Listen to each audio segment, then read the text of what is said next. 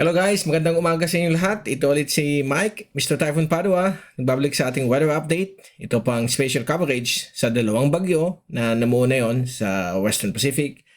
At yung isa na sa West Philippine Sea. Tagalog version po ito ng Miyerkules, unang araw ng Hulyo 2026. Ito ang buwan ng pinaka-peak pagdating sa mga tropical cyclone formations. July, August, yan pinakamaraming mga bagyo mostly nagpo-form. So humanda lang tayo sa mga any threatening system na pwedeng bumisita sa ating bansa. Although meron tayong Super El Nino, napapansin natin lahat ng mga bagyo ay malalayo ang pinanggalingan. So mabuti na maghanda tayo dahil posible rin magkaroon ito ng landfall sa ating bansa ngayong taon. Itong mga nagpo-form na napakalayo po ang formation nila. Common po yan pag mayroon Super El Nino. So ito po yung latest update. Pinaglilingkod sa inyo ng Typhoon 2000 at ng Naga College Foundation.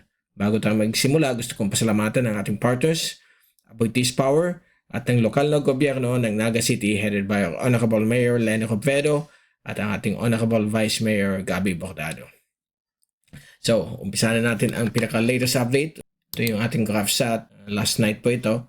At nakita natin itong weather system na si 96W kasalukuyan sa mga oras na ito. Nandito na po siya sa may West Philippine Sea. At naging ganap na pong bagyo. Binigyan ng local name as Henry. Japan Meteorological Agency, in-upgrade na rin na alas 8 ng umaga. At ang JTWC naman po, high chance of becoming a tropical cyclone. So may formation alert na rin sila dito kay 96W. Ang track nitong si Henry ay patungo dito sa may area po ng Hainan at Northern Vietnam ang kanyang tracking. So palabas na po ito ng Philippine Air Responsibility. Magkakaroon lang po yung tinatawag nating epekto ng habagat dito po sa may western sections po ng ating bansa, lalo na po sa may Palawan, Occidental Mindoro, at sa coastal waters po ng Western Luzon. Dito po sa malayo, meron po tayo ditong panibagong low pressure na sa mga oras na ito, isa na po siyang ganap na tropical depression, 9W, yung kanyang JTWC ID number. So ito po ang medyo significant na system na fino-forecast ng halos lahat ng computer models from physics-based to AI-based models ay pinapahiwatig ito magiging isang super typhoon. At namimili ko po ang Northern Mariana Islands kasama po ang Guam, Saipan sa possible direct hit ng system na ito. At later on, within the next 7 to 14 days, itong area po ng Taiwan at Southern Japan ang medyo namimili ko din dito sa possible track nitong si Tropical Depression 9W. So, ganito ang kanyang area of uncertainty. So, dyan siya dadaan. So, papakita namin mamaya sa inyo as we go on sa ating broadcast. Ito yung update number 1 ng Pag-asa kaninang alas 5 ng umaga. So, nandyan po siya sa may coastal waters ng southwestern Bataan.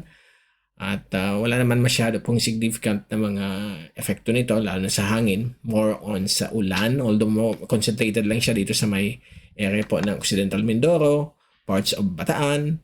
Okay, so ito ay lalabas na po ng Philippine Air Responsibility later tonight or tomorrow, Thursday. Okay, at baka mag-intensify pa ito into a severe tropical storm habang pupunta sa general direction ng Hainan Island. Ito yung track ng Pag-asa.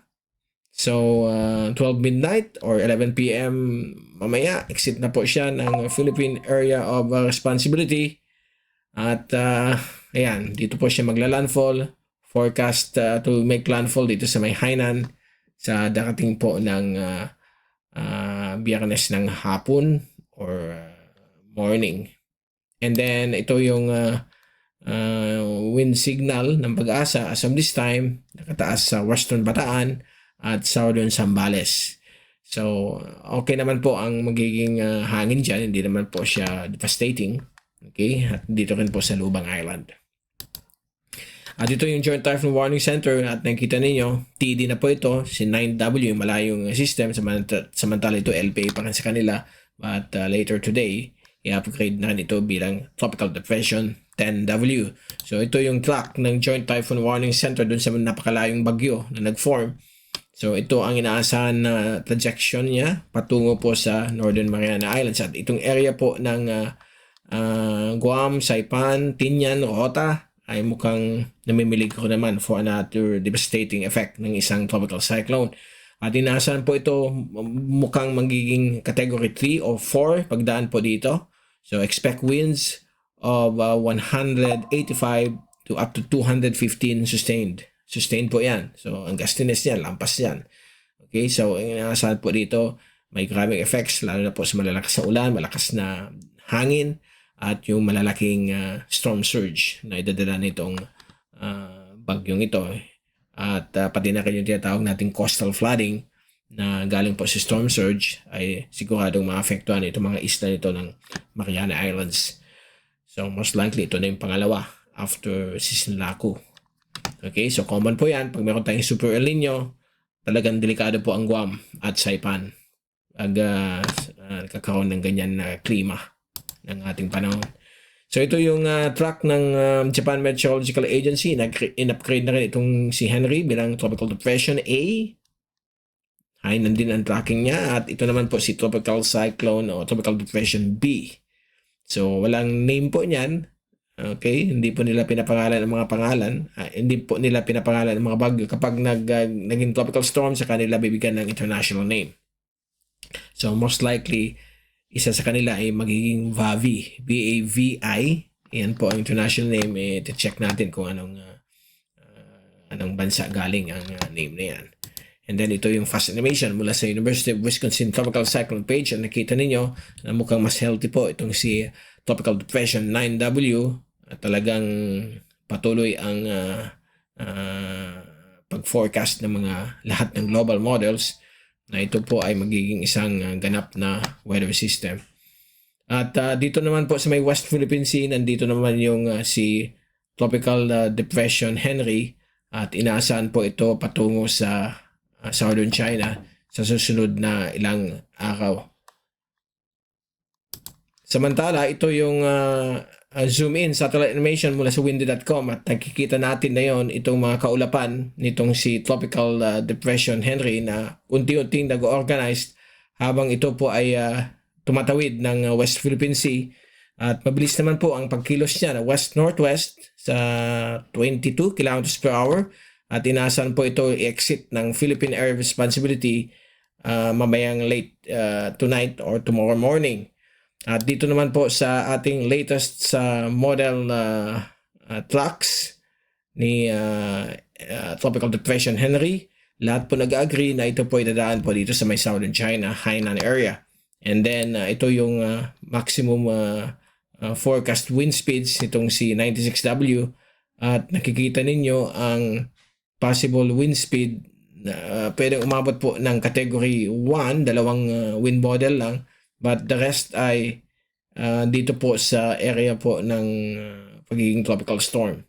So likely baka severe tropical storm lang siya based on the majority of the yung titingnan natin yung mean wind model nito. At ito yung ensemble, ito yung ECMWF doon sa isa, si 95W at nakita ninyo na isa na nga siyang tropical depression 9W at inaasahan po ito makaka-apekto sa Marianas within the next 5 to 6 days. Ito ang ensemble mula sa European model at kitang-kita po ninyo na magiging isang major typhoon po ito, super typhoon dahil po yung kanyang atmospheric pressure is between 970 down to 950 hectopascals kaya yung pulang-pula po yan at mukhang bababa po sa less than 950. So itong area na ito na maroon color ay mukhang super typhoon po ito. At magkakaroon po ito ng epekto sa ating bansa when it comes to the southwest monsoon, yung habagat. So pagdaan niya dito, within the next 7 to 12 days, ay expect natin ang paghikayat ng hanging habagat. So ito yung forecast, okay, ng ECMWF. Doon lang tayo magko-concentrate para makita natin kung anong effect ng habagat. Ito yung forecast na more than 7 days up to 14 days. So mababa ang probability, mataas ang uncertainty pa as of this time. Pag pumasok tayo within 7 days at mukhang malaki po itong weather system na ito.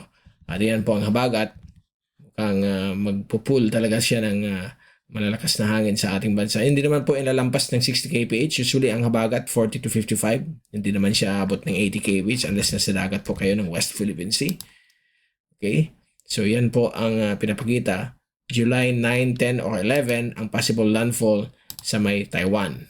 So expect natin ang habagat. So ang effect sa atin lugar ay malalaki ang alon dito sa coastal waters, and then yung malalakas na mga pag-ulan.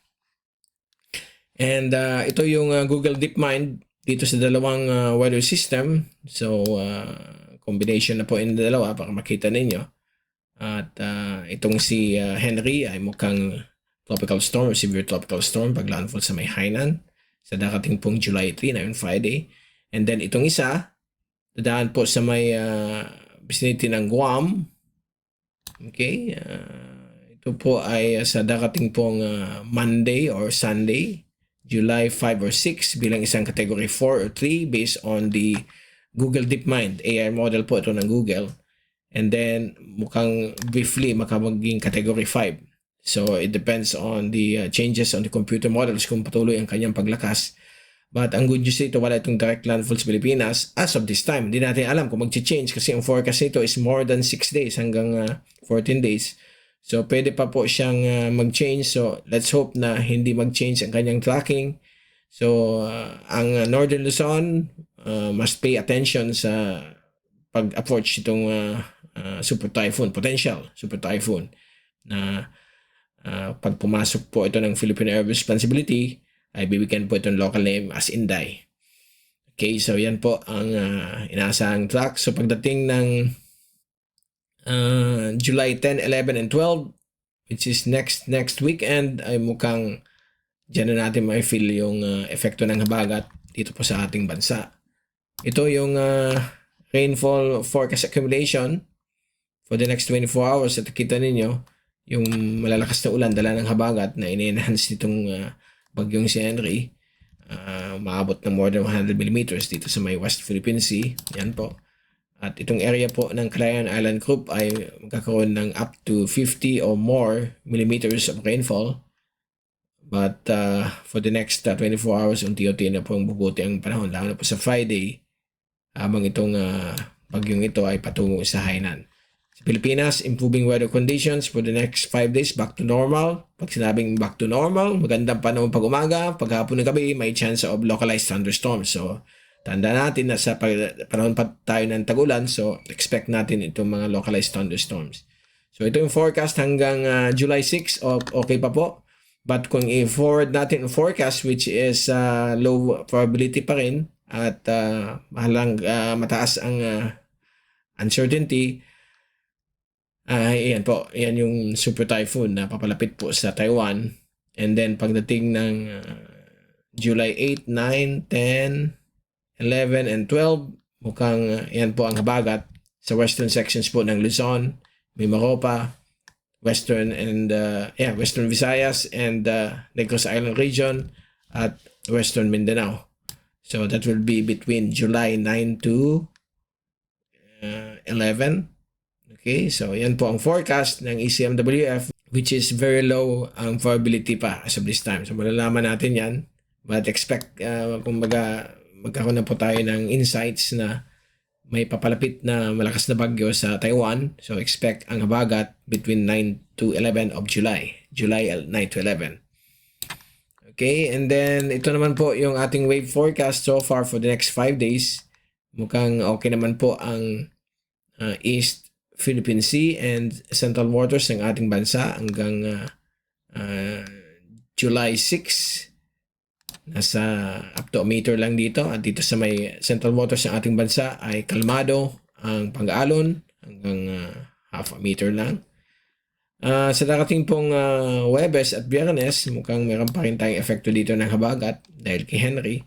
Pwedeng umabot ng up to 3 meters dito sa kalagitnaan ng West Philippine Sea or sa may South China Sea area. At dito naman po sa may coastal waters ng Palawan ay pwede pa rin umabot ng hanggang 2 meters. So mag-ingat po kayong lahat dyan. Okay? And then going forward natin ang wave forecast sa second week, which is highly uncertain pa po. Ayan po, napakalaki po ang weather systems and look at the wide distribution itong malalaking alon.